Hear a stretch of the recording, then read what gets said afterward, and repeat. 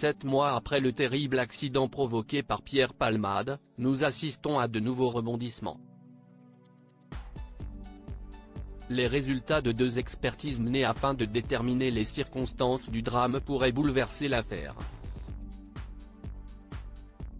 Nos confrères du Parisien ont en effet pu consulter les rapports remis à la juge d'instruction.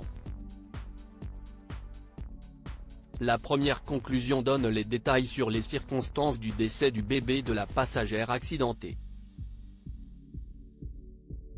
Le deuxième rapport, qui fait également partie du dossier d'instruction, met en lumière l'origine de l'accident.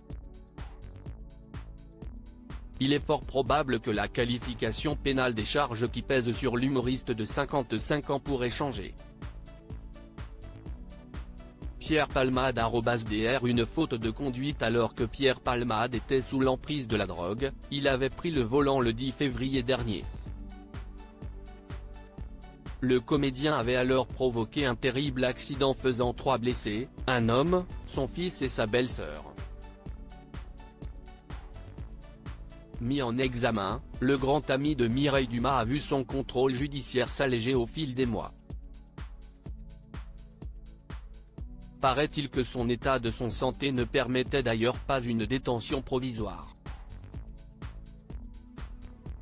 Remis en liberté sous contrôle judiciaire, le comédien se serait rendu en boîte de nuit. Le rapport d'accidentologie pourrait cependant tout changer.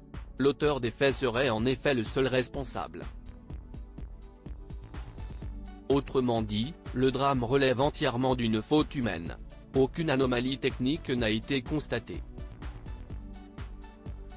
Selon les explications fournies, il aurait fait une brusque embardée vers la droite.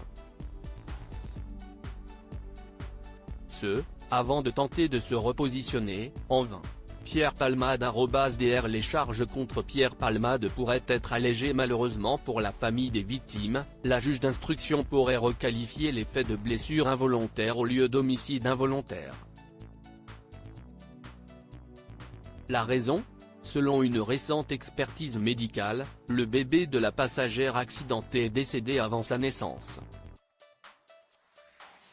Si les experts affirment que le bébé était viable à la naissance, ils ont également déclaré que son état de mort constituait ceste fait dans les dernières minutes de grossesse. L'état clinique observé chez l'enfant immédiatement après son extraction du corps utérin maternel est clairement et indiscutablement celui d'un état de mort constitué, pas de réactivité motrice, pas de mouvement spontané réflexe de respiration.